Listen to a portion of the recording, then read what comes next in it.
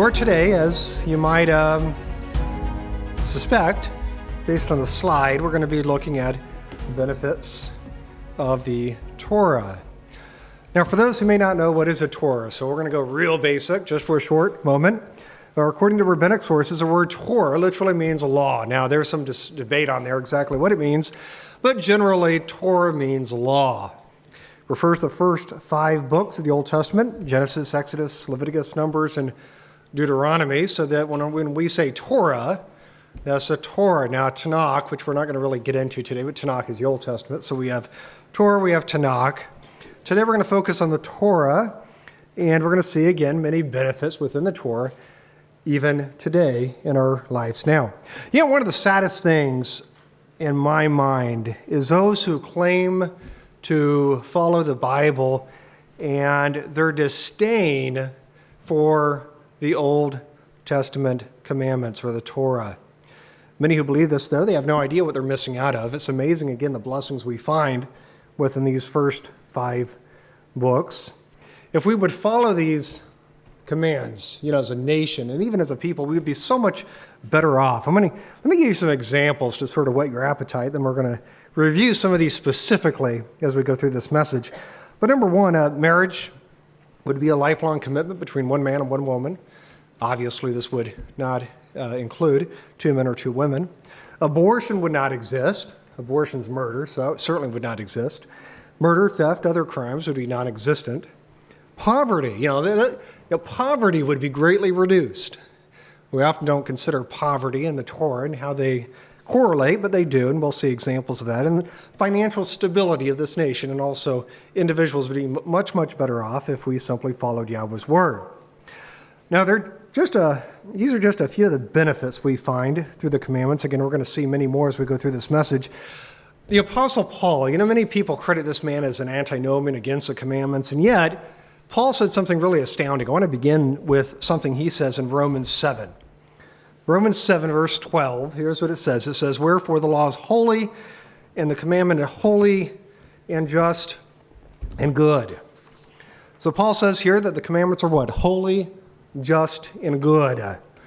The word holy comes from the Greek hagios, refers to something that is sacred, pure, morally blameless, or consecrated. So when you think holy, that's the word, or that's the definition we're to think of, something morally blameless or something that is sacred or set apart. The word just comes from the Greek dikaios and refers to something equitable or fair. So we know that Yahweh's word is equitable, it's fair, it's not biased, does not show favoritism. And lastly here, the word good comes from the Greek agathos. It refers to something that is upright or honorable. So Yahweh's word is honorable according to the Apostle Paul. Notice that all these are positive attributes that Paul uses here to describe Yahweh's Old Testament commandments. It's nothing negative. Sad, again, that so many who claim to follow this man has such disdain, again, for what he believed in. Paul was not against the commandments, even though many will say otherwise, he wasn't. As we see here and many other places, Paul was an advocate for the law, for the Torah, as we find in the Old Testament. For example, in the 24th, we're not going to read, but in the 24th chapter of Acts, there Paul says that he believes all things written in the law and the prophets, not just a few, all things, he says, written in both law and prophets. Now, realize, too, that this opinion or this viewpoint of Paul was after coming to the knowledge of the Messiah. This is not before. Some say, but that was before. Now, it's not the case. This is after he came to the knowledge. Paul was raised as a Jew, obviously very staunch advocate of the Old Testament. Matter of fact, he was taught by one of the greatest rabbis as a child, so he had a great education. But, even though many again claim otherwise, we know that he never forsook his Hebraic faith. He never forsook that Hebraic word that was so important to this man. Again, even after coming to the Messiah, he still, for instance, worshiped on Sabbath. We see many, many examples of that. He worshiped on the feast days. Never once do we find him keeping Christmas. Never do we find him hunting for Easter eggs. He was always keeping the right days, as we find within the truth. So Paul, he understood the benefits of the Torah. If he understood it, should not we also, as believers in the Messiah, should we not understand why the Torah the law, the commandments are so important? Well, of course we should. Now, in the remainder of this message, we're going to be looking at examples, specific examples, showing the benefit of Yahweh's commandments we find in the Old Testament. I'd like to begin with something Yahweh said in the book of Genesis. So let's go back to the beginning. Remember, Genesis is also part of the Torah. Most people think of Torah, they think of books like Exodus and Leviticus and maybe Deuteronomy. There's other books. Numbers and Genesis are also part of the Torah. So we find, I believe, a command here, really, Genesis 2, verse 24, about marriage. So let's go there. Genesis 2, verse 24. It says, "Therefore shall a man leave his father and his mother, and shall cleave unto his wife, and they shall be one flesh." So there are two things I want to point out here. Number one, in the beginning, marriage was between one man and one woman. This obviously negates the thought of homosexuality or polygamy. I had a man call me this week trying to argue with me polygamy. I said, look, it's not in the beginning. Yahshua said the two is simply not there. But some people do want to argue that point. Or number two, we see here that the man and woman is to become one flesh. One flesh. Or the word one is from the Hebrew akkad. Akkad means united or one. Unity. By the way, the word akkad is also found in the Shema. Deuteronomy 6, verse 4, for those who may not know that, it says there, Yahweh Elohim is one, or Yahweh Elohim is akkad, one in essence, one in goal. Now, when it comes to marriage, I believe that the word akkad not only speaks of the unity within marriage, but also the permanence of marriage, the obligation, the conjugal duties we find within this covenant. You see, it was Yahweh's intent from the beginning that the marital covenant be a lifelong commitment. It's not like dating. So many people see marriage today. It's permanent.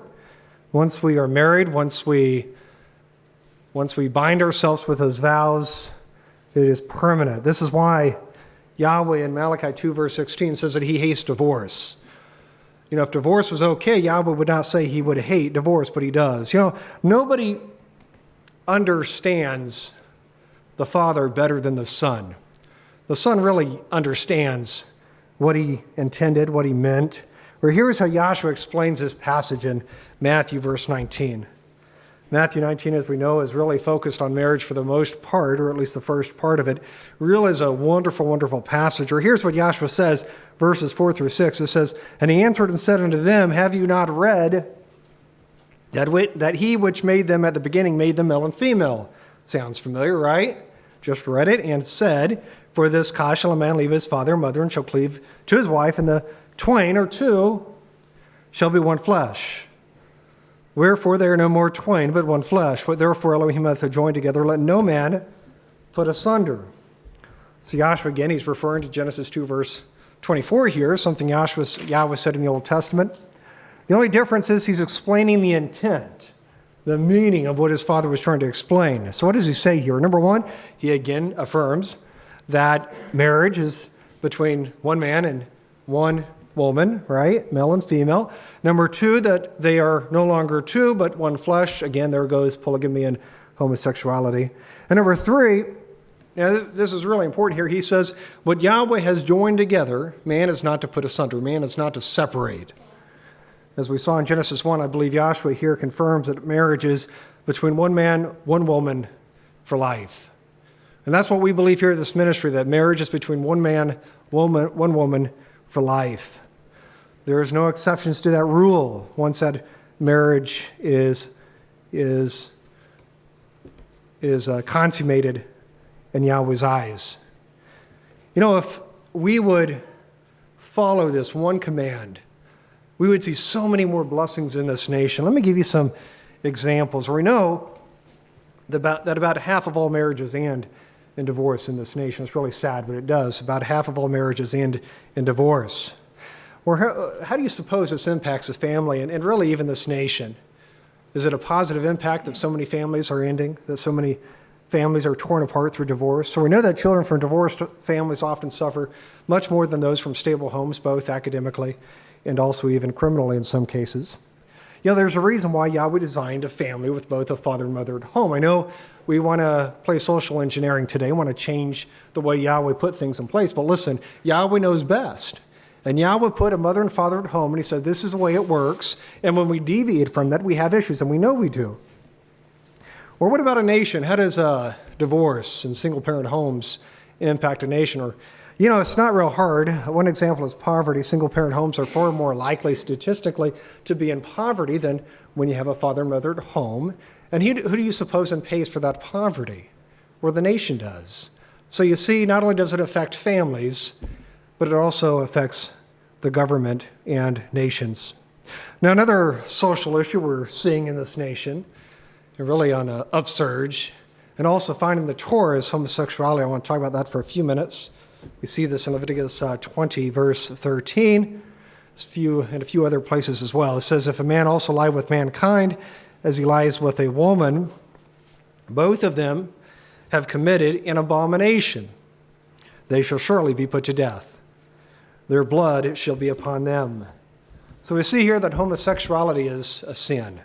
Sin, by the way, is, as we find in the New Testament, ironically enough, is a breaking of Yahweh's commandments. But not only is it a sin, Yahweh defines here homosexuality as an abomination. Now, believe me when I say not all sin is classified as an abomination. He reserves that word for the worst of the worst. The word abomination comes from the Hebrew toabah. It refers to something that is an abhorrence, or according to Strong's, that is morally disgusting. That is how our Father in heaven views an abomination, something that is an abhorrence to him, or something that is morally disgusting. Knowing this, how do you suppose Yahweh feels about homosexual marriage in this nation? How do you think he sees homosexual marriage now? Or just as we see here, he finds it morally repugnant. Now, why do you think he sees homosexuality in such a negative way?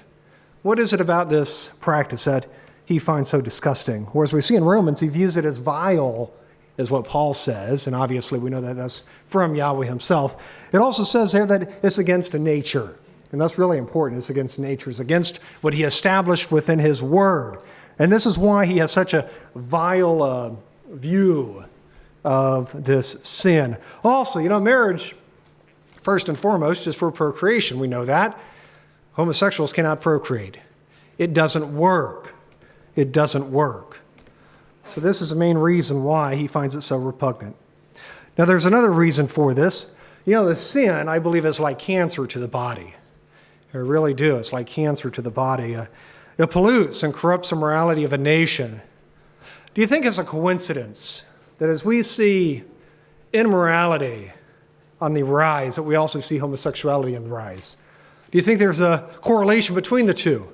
Between a nation that is losing its morality and upsurge then of homosexuality? I think there is. And I think if you look at antiquity, in places like Greece and Rome, you can see the same pattern, that as those empires fell, homosexuality and other vile sins became more and more commonplace. I don't think it's a coincidence. Even the church is trying to adopt this. As last week, Breitbart reported that the Church of England, they received a report from their House of Bishops. And the report basically said that a marriage is between a husband and wife. Or they kicked it back. They said, we don't want this. You see, there's some in the church wanting to change the definition of marriage. They want to incorporate this nonsense of homosexuality in marriage. The Church of England. And we see other churches too, besides the Church of England wanting to do this. Now, there's another yet moral issue we're seeing in this nation, and that is transgender. I never thought I would see that. It's just insane, isn't it? It's just crazy. This concept of transgender just escapes all rationale. And, I think this is why and where Paul says, those who refuse to have me in knowledge, I'm going to give them up to a reprobate mind. I think people are there. Many people have this reprobate mind. They don't understand simple morality. Or what does the Torah say about this? Does Yahweh's word say anything at all about transgender? It does. We find it an example of this, Deuteronomy 22, verse 5. It says, a woman shall not wear that which pertains unto a man. It's pretty clear, right? It also says, neither shall a man put on a woman's garment. For all that do so are what? Are an abomination unto Yahweh thy Elohim. So we see here that a man is not to wear women's clothing and woman is not to wear men's clothing. It's not hard to understand. It says, though, that this is an abomination, those who refuse to do this. Or again, this word means an abhorrence, something that our Father in heaven views as morally disgusting. Just like homosexuality, this is nothing more than confusion from what our Father in heaven established already in his word. It's amazing to me, though, is how so many people are so willing to cater to the sin. They just can't wait to accept homosexuality, to accept these transgenders. It's just amazing. Whereas we know there's been a push by many, including the government, to force government, schools, even private industry to promote transgender, even in bathrooms, as we know. Now, thankfully, I don't know if you saw, President Trump revoked Obama's ruling, forcing this upon the schools. So good for President Trump on that, for sure. The fact that people even question their gender, though. Think about it. Am I a guy? It's just insane. It's just stupid. It really is just insane. But it shows how far off course we've gotten as a nation. And again, I think it really is a fulfillment of what Paul says in the book of Romans, that because we refuse to acknowledge Yahweh, Yahweh is fine. He says, I'm going to give you up to a reprobate mind, a mind that is literally incapable of knowing what is morally right and wrong. What happened, to the days when men were men, when women were women, when genders understood their roles and their responsibilities, especially from a biblical standpoint? We don't live in those days. Those days are dead. We don't live in those days. I believe that what we're seeing in this nation is, again, the consequence of a rejection of Yahweh's word. And while I would hope that it would get better, my confidence is not real high. Because I don't think politicians can do this. I believe that the only group in this nation that can really make a difference are ministers. And as we know, churches are so corrupt themselves, so that's just simply not going to happen. 60 years ago, people understood things like marriage is for life. They understood divorce was wrong. They understood that homosexuality and transgender was something to avoid. We're not so anymore. Instead, people revel in the acceptance of these sins. How much more can we get involved? How much can we support these abominations? I want to change topic now and focus on something entirely different. Still the Torah, but we're going to focus on health.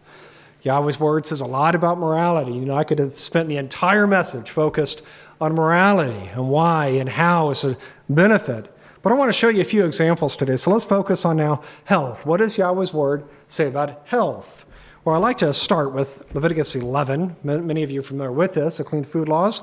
Leviticus 11, verse 1, it says, And Yahweh spake unto Moses and to Aaron, saying unto them, Speak unto the children of Israel, saying, These are the beasts, or the animals, which you shall eat among all the beasts that are on the earth.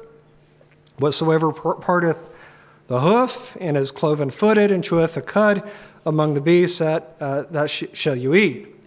Nevertheless, these shall you not eat of them that chew the cud, or of them that divide the hoof. As a camel, because it cheweth the cud, but divideth not the hoof, he is unclean unto you. And the coney, because he cheweth the cud, but divideth not the hoof, he is unclean unto you. And the hare, because he cheweth the cud, but divideth not the hoof, he is unclean unto you. And the swine, that's the big one for us, the swine or the pig, though he divide the hoof and be cloven-footed, yet he cheweth not the cud, he is unclean to you. Of their flesh shall you not eat, and their carcass or dead body shall you not touch. They are unclean to you. So we find here Yahweh's laws dealing with food. We're dealing with animals, that which we can eat and that which we can't eat. We see here that an animal must do two things. Number one, chew the cud and have a split hoof to be considered clean. If it doesn't have both, is something we're to avoid as food. Now keep in mind this passage also focuses on fish and birds and even insects. There's certain insects we can eat. Not that I'm endorsing that or promoting that. Now, what do you suppose Yahweh put these laws in place? What was the reason? Why did he give these commandments? Or it's very simple. These commandments were given for man's health. They were given for man's health. You see, in Yahweh's wisdom, he understood that certain animals were a detriment to mankind, that certain animals, from a health perspective, should be avoided because if we eat them, it's going to be negative to our body. Matter of fact, one of the most common, by the way, is a pig. You know, we see that all over the place here, especially in the Midwest. It's real common. Swine, pig. You know, the book of Isaiah, he defines eating of swine's flesh as an abomination. Here's what he says, Isaiah 66:17. It says, "They that sanctify themselves and purify themselves in the gardens behind one tree in the mist, eating swines of flesh." This is prophetic, by the way. You know, some people say, well, that was in the Old Testament. No, this is prophetic. This is future-based. And he's saying the same thing. Those who eat swine's flesh and the abomination and the mouse shall be consumed together. So we find here that Yahweh literally condemns eating of swine's flesh. And also, ironically, did you notice here, he connects it with a mouse. And by the way, John Hopkins, he did a study years and years ago. And according to that study, a rat was less toxic than a pig or a swine. They're horrible creatures, horrible things. And yet we just consume them like any other thing. Or we know, it's amazing, is that medical science is now confirming what we find within Yahweh's word. And I really find that amazing that medical science is confirming that what we find is true. You know, many doctors, for instance, are now telling their patients to stay away from foods like pork and other unclean products. You see, they understand. Yeah, they finally understand why Yahweh said what he did 3,500 years ago. It's only taken mankind 3 millennia to catch up and to realize the wisdom within Yahweh's word. I want to share with you 2 books, 2 excerpts, actually 1 book and 1 online article. First excerpt from a book entitled What the Bible Says About Healthy Eating. It's from a Dr. Russell. So here's what he says. It's a great book. I'm just going to read a small excerpt. This is page 66 or 76 to 77. This is one reason for GD's rule forbidding a pork is that the digestive system of a pig is completely different from that of a cow. So Yahweh designed it differently for a reason.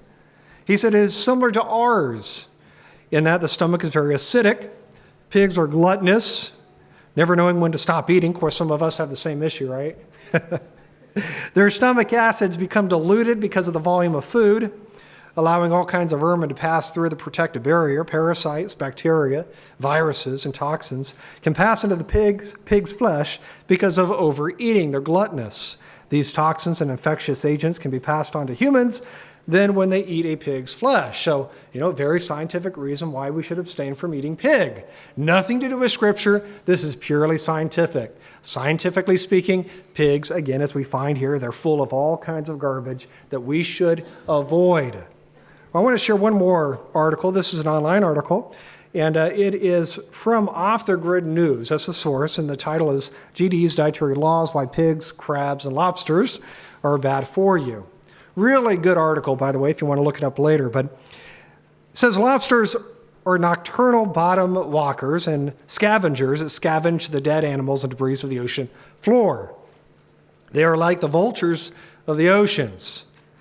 Lobsters have been seen bearing dead fish and digging them up a little at a time to eat. Crabs will eat just about anything and are known as professional garbage hunters. The Encyclopedia of Aquatic Life tells us that crabs, common shrimp, and lobsters all feed off of dead and decaying matter. Therein lies their occupation. They were created to be the cleanup crew for the bottoms of lakes, rivers, and oceans. They were not intended to be eaten by human beings. Eating raw or uncooked crabs, crayfish, shrimp, or snails puts anyone at risk of severe parasitic infection. Closer observation of oysters, mussels, scallops, and clams show that GD also had a very significant purpose for these creatures. They are stationary, meaning they do not go hunting for their food, but rather pump large amounts of water over their gills, trapping small pieces of silt, bacteria, viruses, and plant debris for their dinner. And again, that's from Susan Patterson, Off the Grid News. A very, very good article, GD's Dietary Foods or Laws, Why Pigs, Crabs, and Lobsters Are Bad for You. And we certainly know they are. Now we know, though, not only from a biblical standpoint, but also from a scientific standpoint. So these sources say one thing. The reason Yahweh gave these commandments is because of man's health. It's not hard to understand. Yahweh knows what's best. He created us. He understands our bodies. He understands what the functions of these animals are. You know, they're scavengers, and they clean up the sewage and the garbage, whether that be on land or sea. Pigs, the same thing, by the way, as we saw, as a scavenger. It'll eat anything, literally. You know, I find it amazing how all of this information is within Yahweh's word. Don't you? Don't you find it just amazing that Yahweh, 3,500 years ago, or really even before that, but 3,500 years ago, gave this to Moses, saying, don't do this. He understood it. Some people say that Yahweh's word wasn't inspired. The Bible wasn't inspired. They say it was written by a bunch of nomads in the desert. Or you tell me, how did a bunch of nomads know and understand the detriments of eating pork? Or things like crab, or everything else we find within Leviticus 11 and Deuteronomy 14. I'm going to tell you, they did not, from a scientific standpoint, understand this. The reason they understood it is Yahweh gave them this law, and he's divine, and he understands these things. He understands that these animals are a detriment, again, to man's health. So we find a great, great example of a health principle within the Torah. The Torah tells us what to eat. It confirms what we eat and what we should not eat. Well, let's talk about the Sabbath. Sabbath is very important, not only a day to worship, but also a day for health. We find this command in Exodus 20, verse 8. It says, remember the Sabbath day to keep it holy. 6 days thou shalt labor and do all thy work, but the seventh day is the Sabbath of Yahweh the Elohim. In it thou shalt not do any work. Thou, nor thy son, nor thy daughter, thy manservant, nor thy maidservant, nor thy cattle, nor thy stranger that is within thy gates. For in 6 days Yahweh made heaven and earth, the sea, and all that in them is, and rested the seventh day. So Yahweh too rested, according to Scripture. Wherefore Yahweh blessed the Sabbath day and hallowed it, or consecrated it, as we find in the Hebrew.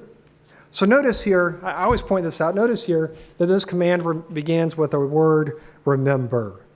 You know, it's kind of ironic that this is the only command that churchgoers seem to forget. Yahweh says remember. Yes, a good thing Yahweh did not say remember with all the commandments. Maybe they would have forgotten all of the commandments. Or within this passage, Yahweh says here the word work 6 days and rest the seventh.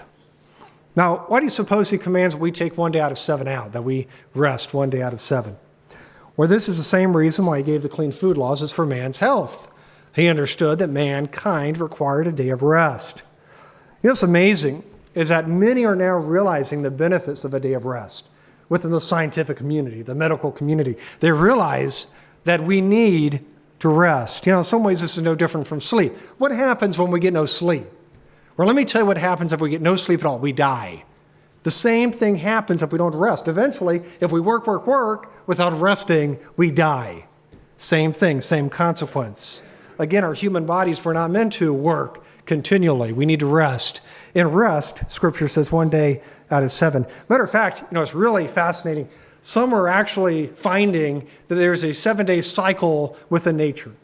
Let me read to you from a book. It's entitled The Secrets of Our Body Clocks Reveal. This is from a Susan Perry, pages 20 to 21. It says, at first glance, it might seem that weekly rhythms developed in response to the 7-day week imposed by human culture thousands of years ago. Now, by the way, this is not a creationist, this author. She's not a real big advocate, but she still recognizes this fact. It says, however, this theory doesn't hold once you realize that plants, insects, and animals other than humans also have a weekly cycle. Biology, therefore, not culture. Of course, you know, again, it's not Yahweh, it's biology. Somehow this, again, just like evolution, just happened. But biology, therefore not culture, is probably at the source of our 7-day week. So based on this, we find that not only the human body, but also animals, insects, and even plants, it says, operates on a 7-day cycle. What an amazing truth. And yeah, we shouldn't be surprised, though. Certainly this is not by chance. Yahweh's one, again, he designed us. He understands us. He knows what we need. He knows that we need 1 day of rest out of a 7-day week. He understands that. So we find evidence here that we must rest one day, and not only just any other day. It says we must rest the seventh day. And again, we find evidence for that even from science now.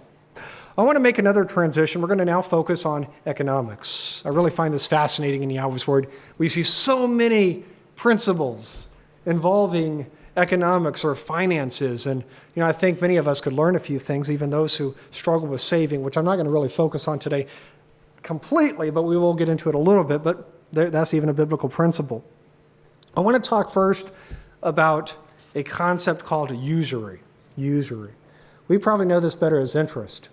Well, here's what Yahweh says. I want to read two passages, Exodus 22:25, and then I'm going to read Deuteronomy 23:19. So Exodus 22:25 says this, "If thou lend money to any of my people that is poor by thee, thou shalt not be to him as a usurer, neither shalt thou lay upon him usury." And again, usury is interest, the same thing. So they're not to charge interest according to Scripture. Deuteronomy 23:19 through 20 says, "Thou shalt not lend upon usury to thy brother." Usury of money. So notice as he defines exactly what kind of usury. Really any usury is what we find. Usury of money, usury of victuals, usury of anything that is lent upon usury. Unto a stranger thou mayest lend upon usury. So a stranger would be like a foreigner, someone outside of your country. You can do that. But unto thy brother thou shalt not lend upon usury. That Yahweh thy Elohim may bless thee and all that thou sittest thine hand to do in the land, whither thou go in to possess it. So what does Yahweh say here? Where he commands that we abstain from charging interest or usury to our brother. Now, I believe that this would include a brother, would include, obviously, a family member. It would also include a brother or sister in the faith, I believe, or really, based on Scripture, a fellow American citizen. So that would be a brother based on the scriptural definition. So anyone within the nation, certainly family, and also those within the assembly. Now, what do you suppose Yahweh gave this command? What was the purpose for this law, this Torah? Well, simple. Usury only serves to enslave. And that's true. Usury, interest, compounds, and only serves to enslave those being charged usury or interest. Solomon, in Proverbs 22, verse 7, said this. He says, "And the borrower is servant or slave to the lender." If you consider our national debt and also our foreign debt, we've made ourselves, I believe, a slave to many nations. It's really amazing to look at the national and, again, the foreign debt of this nation. Sad, I believe Obama spent more than all presidents within the history of this nation combined. I believe that's true. Horrible. Horrible. A few years ago, you look at the national debt, and it says 10 trillion, and now look at it. Matter of fact, let's look at it. Let's look at our national debt. And I'm going to give you some illustrations because, some numbers are really hard to wrap your mind around. You look at it and okay, it's a big number. But what does that really mean? So I'm going to illustrate this with a few photos here I found online. So how bad is it? Our national debt, 19.9, most just round it off to $20 trillion anymore. When you hear it on the news, 20 trillion. And that's, by the way, how 20 or 19 trillion looks if you have all the digits there. Okay, how does that look? Do you understand, can you rationalize $20 trillion? Well, this may help. So we're going to step it up here. Here's $1 million. Here's what $1 million looks like. Okay, got it? Okay, $1 million. These are $100 bills, by the way. Okay, here's $1 billion. Million, billion. You see the difference? You see the transition, million, billion. It's a big change, right? Big change. So here's $1 trillion, $1 trillion. Keep in mind, $20 trillion is what we owe as a nation. Trillion. Billion, trillion. It's not even, you can't even compare the two. Billion, trillion. Look at this. It's just insane to realize what $1 trillion looks like and $100 bills. Again, just it's really beyond, I think, our comprehension. It's really beyond our comprehension. You know, it's really sad, too, because we owe so many nations. You know, we owe nations even like Mexico. You wouldn't think we would owe money to some of these nations, but we do. Well, here's the top nations we owe money to. Japan's number 1, and this is in the billions. So you can see the numbers there. China's number 2. Ireland, I didn't know this. Ireland is number 3. I didn't realize that. Cayman Islands, Brazil, and Switzerland, those are the first, or those are the top 6 nations we owe national debt. Again, you know, Ireland, $288 billion we owe. So there's $1 billion. We owe 288 piles of what you see there, just to Ireland alone. And that doesn't count Japan, China, and all the other nations we owe money to. So there's a reason why Yahweh gave us his word. There's a reason why Yahweh said don't take interest. There's a reason why even, you know, we're not going to cover, but even why he says forgive debt every sabbatical and certainly every Jubilee year. These are times of reset. They prevent financial instability from happening. And I believe we are financially unstable in this nation. Someday, I don't know when, but I do believe someday we will fall. I think it's just going to happen, I believe. I wish we could avoid it. I wish we could pay the debt back, but I just don't see it feasible. And I think sometime down the road, maybe our kids or our grandkids, or sometime we will fall as a nation. And I think it's going to be financially, if not morally. Maybe both, because I do think there's a tie between both for sure. I want to continue with economics, and that is now what the Bible says about tithing. This is how he provides for the assembly. It's all kinds of principles we find in Scripture. Numbers 18, verse 21. I'm going to read this from the NIV. It says, I give to the Levites all the tithes in Israel as their inheritance. So this is their portion. It says, in return for the work they do while serving in the tent of meeting. So we see here that the Levites received the tithe because they ministered, it says, before Yahweh. They did his work. And that's what constitutes the reason for the tithe. Well, let me give you some facts about tithing. I'm not going to dwell on this, but some facts about tithing. Number 1, tithing predates the Levitical priesthood. We know that tithing took place in the Melchizedek priesthood long before, hundreds of years before the Levitical priesthood. In Genesis 14 and 28, we find that both Abraham and Jacob tithed to Yahweh. In Leviticus 27, Yahweh commanded that Israel also tithe, and again, several hundred years after the fact that Abraham and Jacob already tithed. It also confirms there that the tithe is holy, set apart. It's not something we can keep. We also see in Numbers 11 here in this passage, a tithe was for those doing Yahweh's work. That hasn't changed, by the way. In Malachi 3:8, Yahweh confirms that when we withhold our tithe, that we're robbing that which belongs to him. It's robbing that which belongs to Yahweh. We also see there, Malachi, that Yahweh promises blessings for those who do tithe. And I've also often found that to be true. You know, some people, they're always struggling with money. And I've noticed a pattern. So many people who struggle with money don't tithe. And so many people who don't struggle with money, they do tithe. And I think there's a pattern there. I do. I think there's a pattern. I think those who do tithe are financially better off because they obey Yahweh, versus those who don't. The tithe is mentioned by Yahshua in Matthew 23 and also referenced by the Apostle Paul in 1 Corinthians 9, verse 11. Now I want to focus on 3 points. Each one of these are important, but I want to focus on 3 points. Number 1, as we see here, tithing was done under both the Melchizedek and Levitical priesthood. Very, very important. For Hebrews, by the way, we know that Yahshua is part of the Melchizedek priesthood. He's part of the Melchizedek priesthood. So there's no excuse not to. Some people say, oh, this was a Levitical thing. No, it wasn't, because it was done long before the Levitical priesthood was established. Number 2, the tithe is holy to Yahweh, and when we withhold it, we're robbing that which belongs to him. And number 3, tithing has always been Yahweh's way of financing his work. And it continues to be also in the New Testament. You know, I've known some people over the years, they've said things like, tithing is no longer required, that we're to live off only free will offerings. I mean, I've been a minister in the ministry for over 20 years now. And I know this thing for sure. I know one thing for sure. A ministry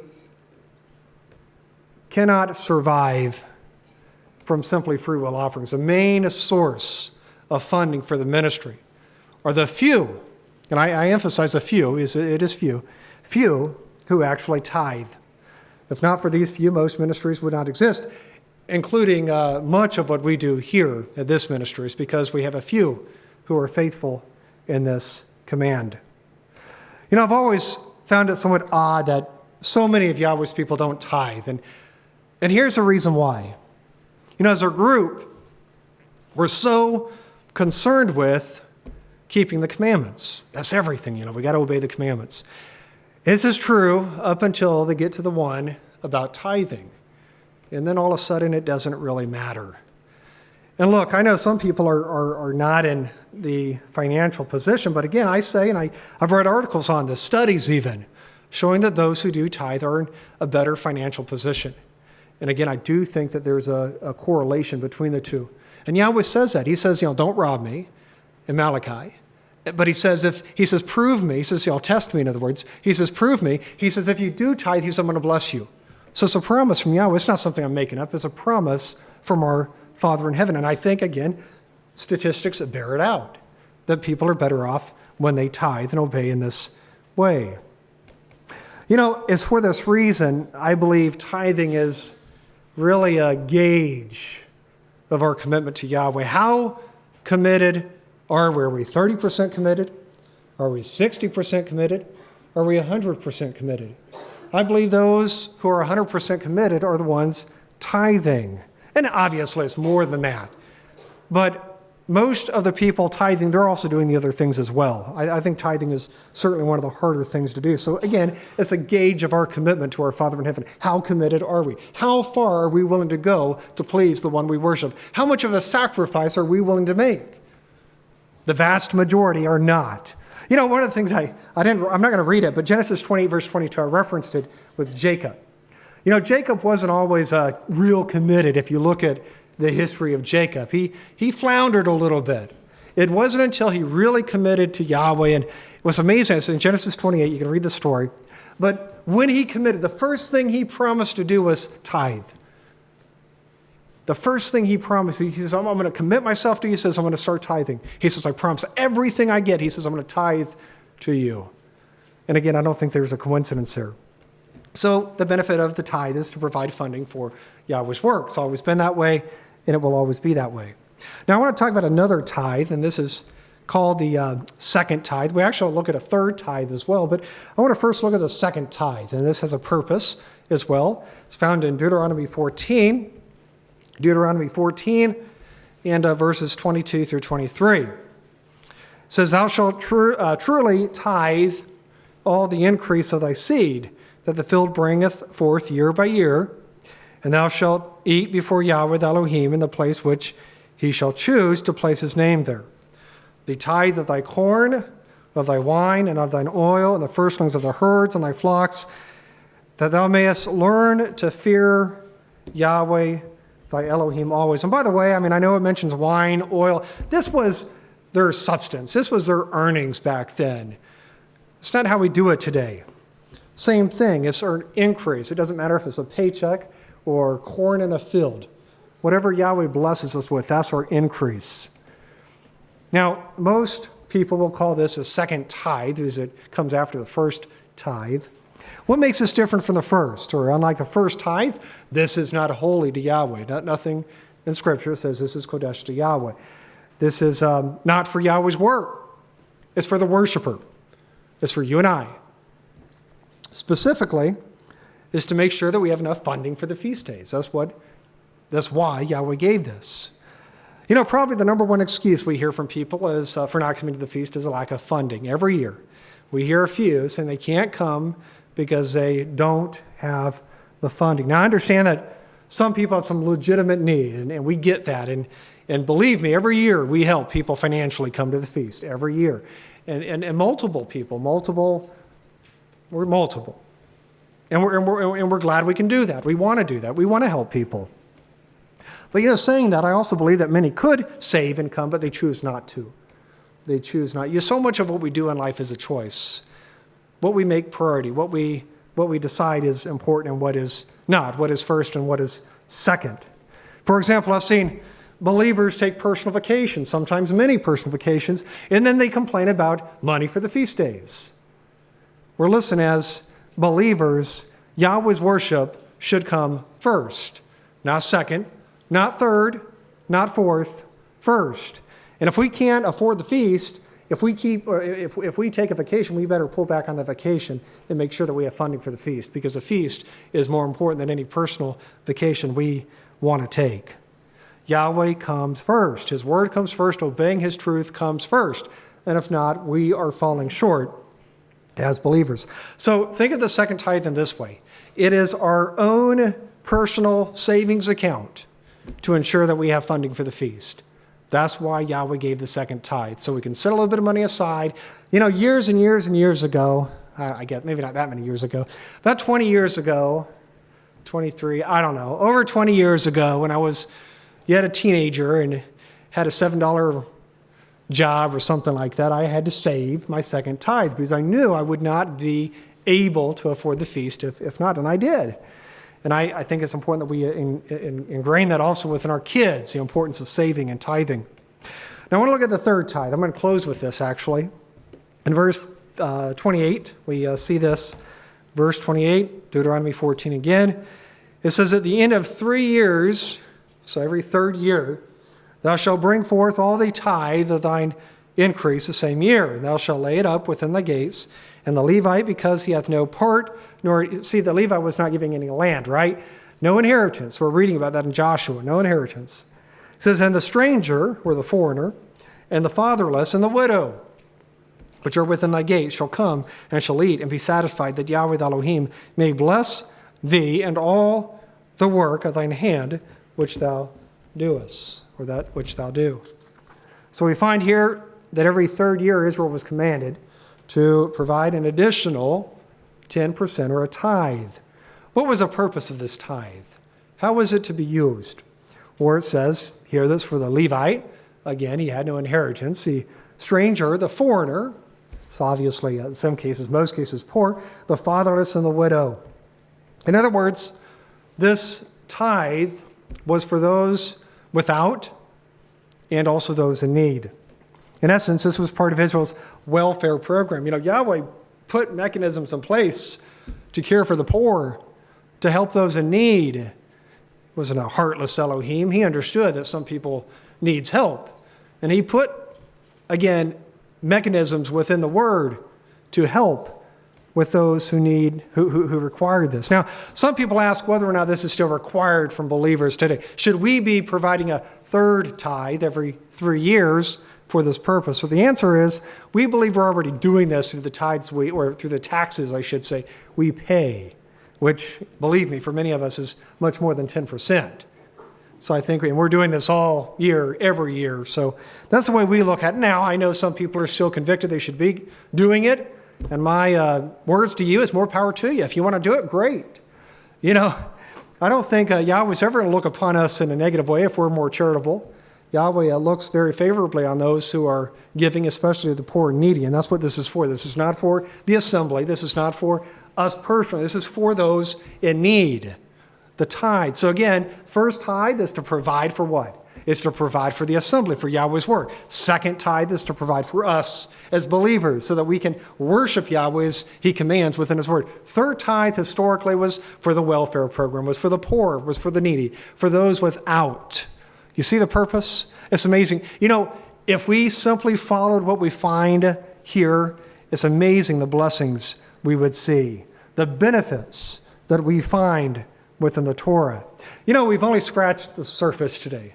We've only scratched the tip of the iceberg. There's so many more examples we could see and look at and examine, showing the benefits of Yahweh's word, the benefits of the Torah, the benefits of the commandment. As we saw from the Apostle Paul, again, he says in Romans 7:12 that Yahweh's commandments are holy, just, and good. They're equitable, they're fair, they're full of wisdom. They provide instruction, as we've seen, on morality. They provide instruction on health, right? They provide instruction on economics. and many, many other facets of life. He even talks about pregnancies. I mean, it's just amazing the scope of topics we find within the Torah. But again, it should not be a surprise. Yahweh understands us, right? He created us. He knows what's good. He knows what's bad. He knows what works. He knows what doesn't work. And we find all of this within his word. And if we would simply do it, if we would follow it, it's amazing the benefits and the blessings that we would receive from his truth. While I don't foresee this happening in this nation, it will happen in the coming kingdom. We know that for sure. But, in the meantime, I believe that we can also incorporate each one of these principles within our own lives to apply what we find within our Father's Word. Because again, when we do, we're going to be blessed in so many different ways if we simply obey the one we worship. May Yahweh bless you. Thank you for watching today's teaching. Please subscribe to our YouTube channel and stay up to date with all our latest releases. To stay connected to this ministry, download our mobile app. It's available in the App Store for Apple or Android. Simply search Yahweh's Restoration Ministry. Visit our extensive website at yrm.org. We have hundreds of teachings for men and women alike, and new articles added every week. Join our growing online congregation and watch us live every Saturday at 1:30 p.m. Central Time by visiting yrm.org/live or following the live worship link on our mobile app. See below in the description on this video for many of the other ways to connect with us. Blessings and shalom.